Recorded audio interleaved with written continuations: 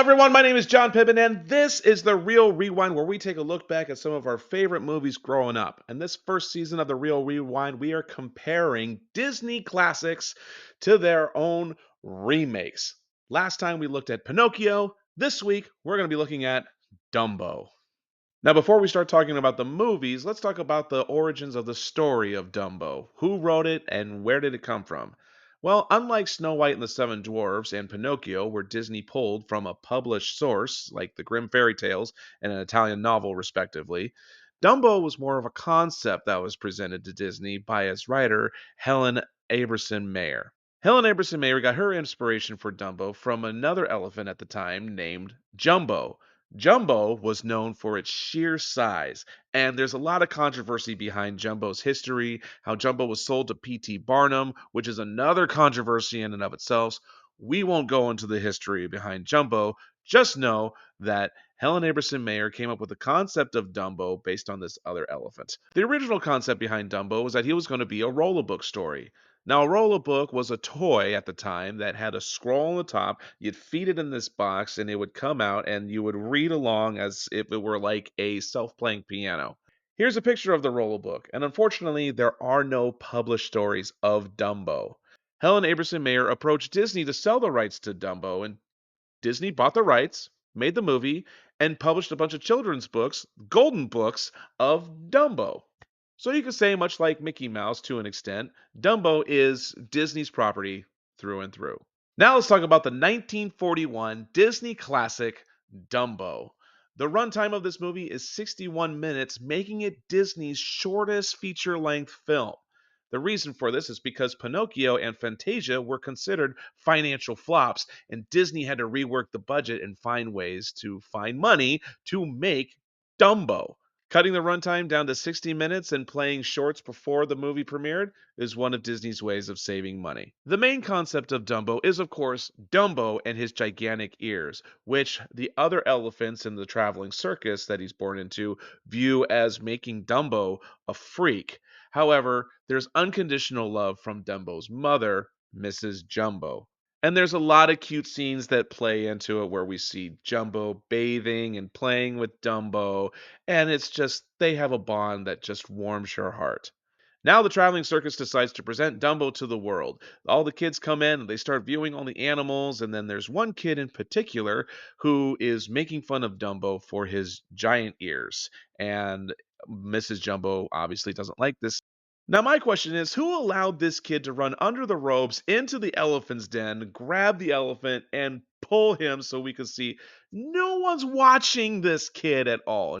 And he completely disrespects Dumbo, causing Mrs. Jumbo to protect her kid, Dumbo, but goes into a wild frenzy to which Jumbo is locked up and claimed as a mad elephant. Now, Dumbo is motherless, shunned by the other elephants in the circus, and is befriended by a mouse whom elephants are afraid of, named Timothy. Now, Timothy gets this idea that Dumbo could be this big class act because of his giant ears, so by playing like a voice of conscience or reason, Timothy goes to the ringmaster and convinces the ringmaster that Dumbo is going to be the climax to this big vision he had with all the elephants. The act we see are these elephants building a pyramid on top of this little ball, and the climax is Dumbo running down, jumping on a board, landing on top of a platform, and waving his little Dumbo flag. This, of course, goes horribly wrong since Dumbo trips on his ears and instead of jumping on the platform, runs into one of the elephants, causing the whole thing to just dismantle. After the debacle of the whole elephant act, Dumbo is then reduced to being a clown, which the other elephants consider to be the most disgraceful, shameful thing that could ever happen to an elephant. So they make a solemn pact that Dumbo is now no longer considered an elephant. And we see the clowns that are making fun of Dumbo as part of this fireman's act where Dumbo is a baby with giant ears and he's supposed to leap off the building and into this bucket of whatever. And the whole point is to humiliate Dumbo as the clowns are just goofing off. While the clowns are celebrating how great of an act they have now with Dumbo involved, Timothy manages for Dumbo to meet his mom, Mrs. Jumbo, who's locked up in the cage. And this is where the song Baby Mine plays. Now, Baby Mine makes me cry every single time I watch it. Dumbo hasn't seen his mom for God knows how long. He's now part of this act that is so shameful and disgraceful. The elephants have shunned him, and even then, Dumbo can't see his mom. The only thing that Dumbo has is his mom's trunk, being able to reach out of the wall and just carry Dumbo. Yeah, I'm good. I'm good. I'm good. What can I say? It's really sad and I can't talk about it, okay? So after that heartwarming and tear-jerking scene, Dumbo leaves his mom and they go back, and the clowns at this point, they had this big idea to raise the platform that Dumbo jumps off of, and they're going to go tell the ringmaster, and on their way out, they bump a bottle of whatever they were drinking into the bucket of water that Dumbo drinks out of. Dumbo drinks this water, so does Timothy the mouse, and there's no way around it. They get hammered. Back in the 1930s, 1940s, one of the things you said when you were inebriated was that you were hallucinating or seeing pink elephants. Hence the song Pink Elephants on Parade. And I'm just going to ask you guys right now, what's more scarier? The clowns in Dumbo or pink elephants on parade? Look at that. The elephant is made entirely out of elephant heads, and there's three of them on the shoulder. That's horrifying.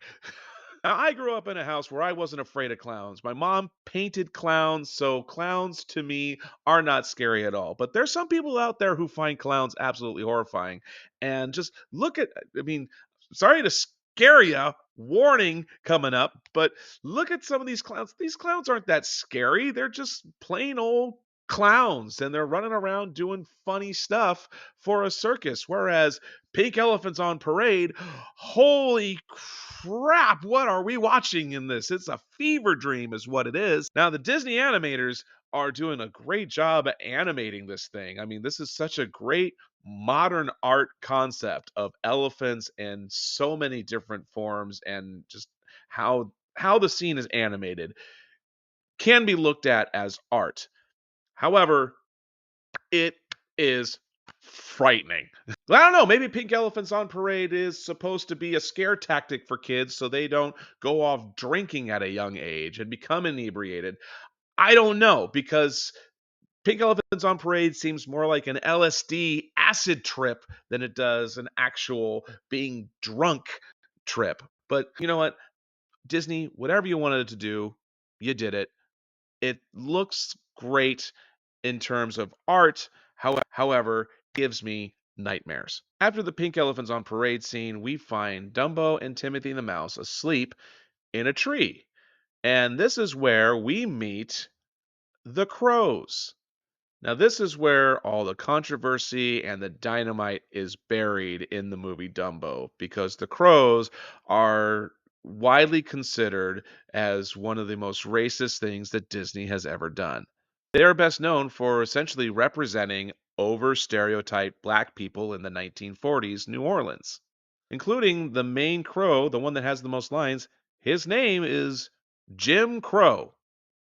Not lying, that's in the credits. But I want to do a deep dive on these characters and find out what it is that makes them so offensive.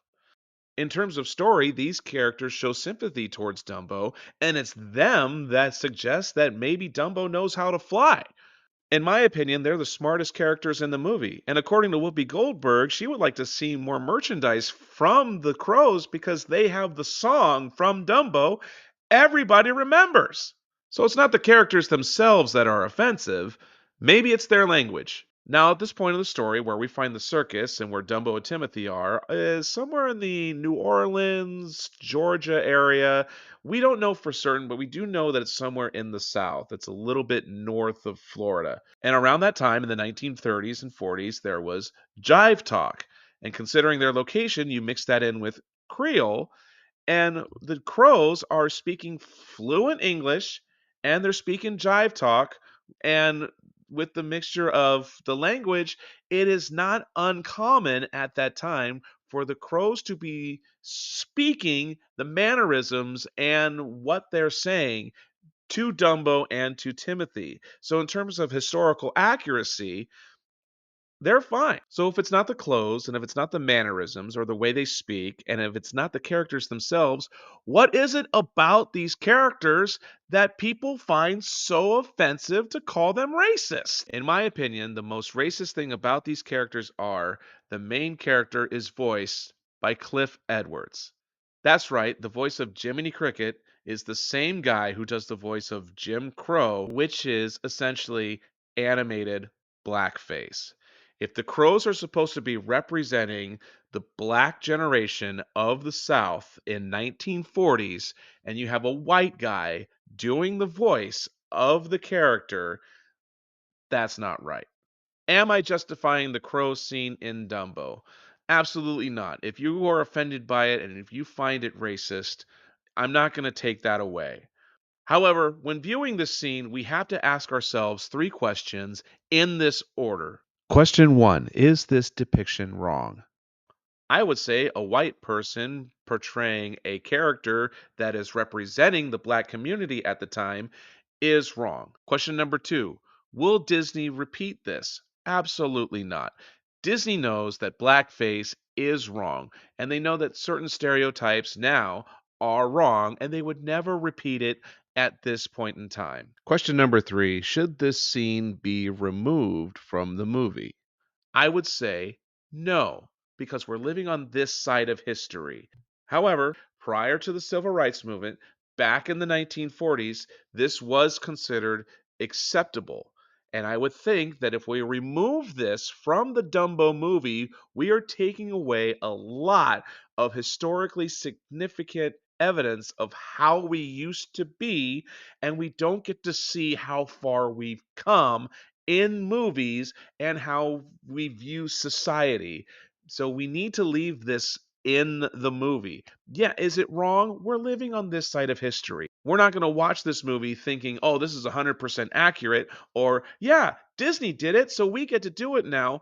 Rather, we get to watch this movie and think to ourselves, look how far we have come. So, although I don't agree with this scene completely, I will say that it does need to be preserved for the sake of history, so we are not doomed to repeat it. I'm not saying that Dumbo is completely innocent of any racism whatsoever.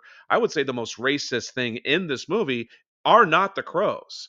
I would say there's another scene in the movie that's worse than the crows. Although the animals are the main focus of this movie and they have the most lines and they're the most carefully animated, we do see a lot of humans in this movie. We see the ringmaster, we see the clowns, and we see the kids that torture Dumbo. However, the most racist thing in this movie, in my opinion, are the happy hearted roustabouts, the guys that build the tent. The lyrics to the song are not bad. However, they're dark skinned, they're faceless, and it doesn't matter what they look like according to the movie because all they do is they just work, they put up the tent, they bring it down, and they move on to the next town. In my opinion, that's more racist than characters trying to represent the times as opposed to just ignoring it, not giving them faces altogether, and just making them dark skinned workers. Dumbo discovers that with his giant ears, he can fly, and he becomes the biggest hit of the circus, the biggest hit of the world, where the movie ends with a happy ending that Mrs. Jumbo is no longer in captivity, and Dumbo is flying, and he's accepted by the circus, and they all live happily ever after. So the lesson we learn from Dumbo is that even though if you have an abnormality, you have to become drunk to discover your fame, and then you'll be able to be accepted after you're famous and make ton of money, right? No, that's not what the movie's about. I'm just kidding. The whole point of Dumbo is that even though you may have something about yourself that you view as your biggest flaw, it could actually be your biggest strength. Well, that does it for the 1941 original classic Dumbo. Let's take a look at the remake in 2019. Unlike Pinocchio, where it was a shot for shot remake of the original classic, the 2019 remake of Dumbo is a completely different movie altogether. The characters are different, the story is different. It is completely removed from the original classic. Tim Burton is the director of Dumbo. That's right, the guy who brought you Batman, Batman Returns, Beetlejuice, Big Fish, all those classics, is directing this remake. And alongside Tim Burton, of course, Danny Elfman does the music. And of course, a lot of actors who work with Tim Burton are in this film as well. Actors like Danny DeVito, Eva Green, and Michael Keaton. So again, just like Pinocchio, on paper, we have this great concept of a movie. We take a Disney classic, we had a great director, we get good actors, we have a great music score. What could possibly go wrong? Well, like I said, this movie's story is set far apart from the original classic. The movie is not so much about Dumbo, whereas it's about the circus that Dumbo performs in. The movie starts off with this circus that Danny DeVito is the ringmaster of. It's kind of a small town circus, very minimal in what attractions that it has, that even the ringmaster decides, hey, I need to get a new concept for an attraction. So he buys this elephant whom he knows is pregnant, and he's going to feature the baby elephant as its new attraction. Of course, the baby is born, has giant ears, but instead of being shunned by the circus and considered a freak, the ringmaster just makes the elephant a clown right off the bat, and no one seems to disgrace the elephant because of that. The other focus of this movie is a family that resides in the circus. Colin Farrell plays his father, who's returning from war and lost his arm, and it makes it difficult for him to rejoin the circus because initially he was one of the famous riders and horseback riders of the circus, and now, due to the loss of his arm, it makes it hard for him to ride, so he has to find a new place in the circus, and that is being the caretaker of Dumbo. The kids discover early on in the movie that Dumbo can fly. So, unlike the original classic, where Dumbo only knows he can fly at the end of the movie, this is a concept that Dumbo has throughout the entire film. And in fact, this is what's going to save the circus, according to the ringmaster, Dumbo the flying elephant. Well,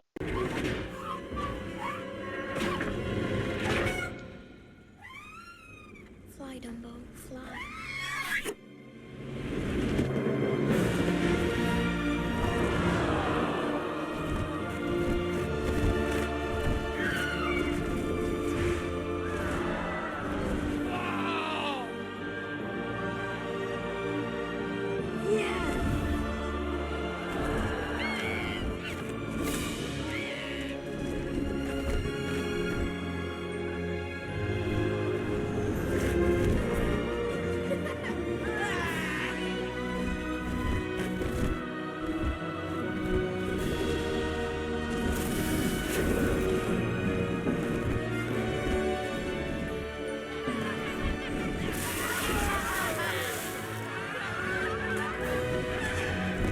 elephant. Well, news gets around about this flying elephant that's in this small town circus, and then this big honcho guy who owns a bigger circus wants to buy Dumbo, or rather buy the entire little circus and incorporate it in his show called Dreamland.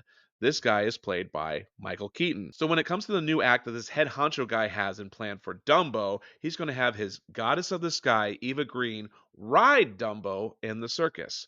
Oh, by the way, Dumbo knows he can fly because he starts sniffing feathers and sneezes. That's how he's able to fly, or at least do his initial takeoff. And I love the fact that they got Michael Buffer for the ringmaster of Dreamland Circus. You know, the guy in the 90s or in the 2000s and even today, he's known for, Let's get ready to rumble! well, instead he goes, Let's get ready for Dumbo!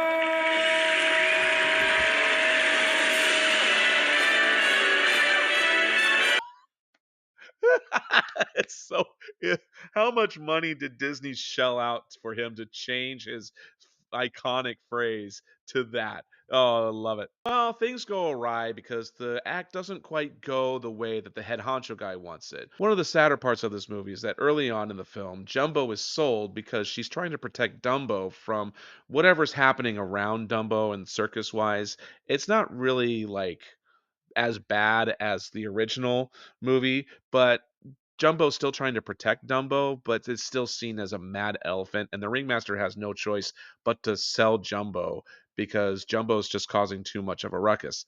This is where Baby Mine is played, and although the original one tugs on my heartstrings, this seemed more like it was just thrown in there because, hey, it's Dumbo. We got to have some things from the original movie. So the act doesn't go as planned because Dumbo thinks that he hears his mom off in the distance and flies out of the tent. And sure enough, he's right. Jumbo is part of this massive dreamland circus. The head honcho guy, played by Michael Keaton, turns heel and decides to release all the original small town circus people and just keep Dumbo as his concept. This, of course, leads to the circus troupe getting together and coming up with some big old escape plan and taking Dumbo with them. At this point, it just becomes a very predictable movie. The head honcho guy becomes a victim of his own malice. He destroys his own circus because blah, blah, blah, blah, blah, blah. And Dumbo and Jumbo are released into the wild, and the small time circus seems to be thriving now that the big, bad Dreamland circus no longer is there.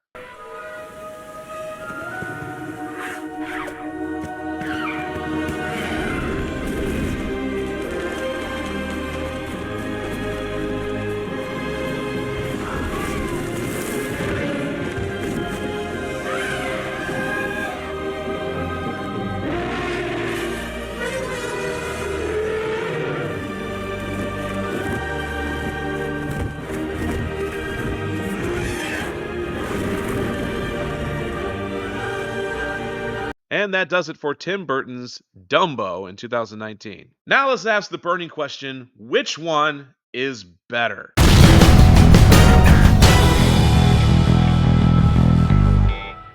Now, as I said before, these two are totally different movies. The original one, the pacing is a lot faster, but then again, the movie's only 60 minutes long. Whereas the other one, they had to establish a lot of things. They take time to tell the story, but it's nothing compared to the original. I would even say in this movie, Dumbo, Dumbo is not even a main character. He's more of a secondary character, winds up saving the day, yeah, but at the same time, you don't need to name the movie after him. It would be like if you took the movie Aladdin and you took out the name Aladdin for the movie and the movie was called Genie, right? Genie isn't the main character. He's one of the main characters, and the genie is involved for getting a lot of things done for the movie. However, the hero is Aladdin.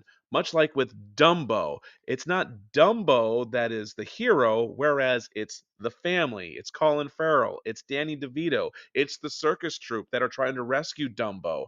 And Dumbo, even though he can fly and he's the main attraction of the movie, it's not so much that he is the main character or even the hero of his own story, of his own movie. Now, you can tell in the remake that they played it very safe because of the controversial things that they had in the original one. Things like the crows, the roustabouts, pink elephants on parade. Now, even though there is a pink elephants on parade sequence in the remake, it's more flashy bubbles instead of Dumbo being inebriated. It's a circus performance now, and we still have the pink elephants on parade concept, and it's less horrifying than the original one. However, it's still there, but it's not as bad. They're trying to play it safe. I find the concept of the remake very hilarious because you got the small town circus competing against the big time circus.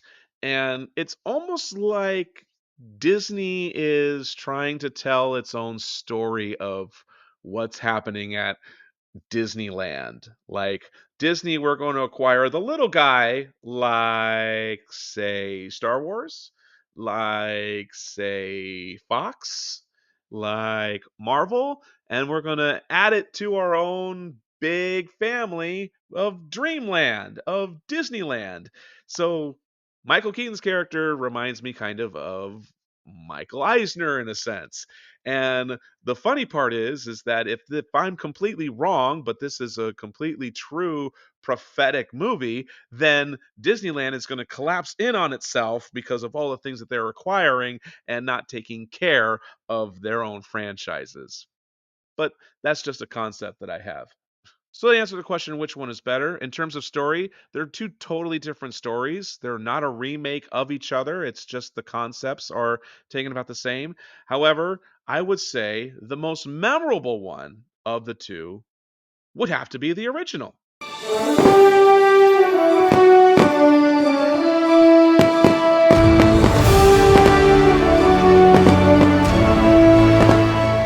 The 1941 Dumbo utilizes its story better. It utilizes its songs better. Like Baby Mine, I said it makes me cry every single time. Whereas in the remake, it just feels like it was thrown in there.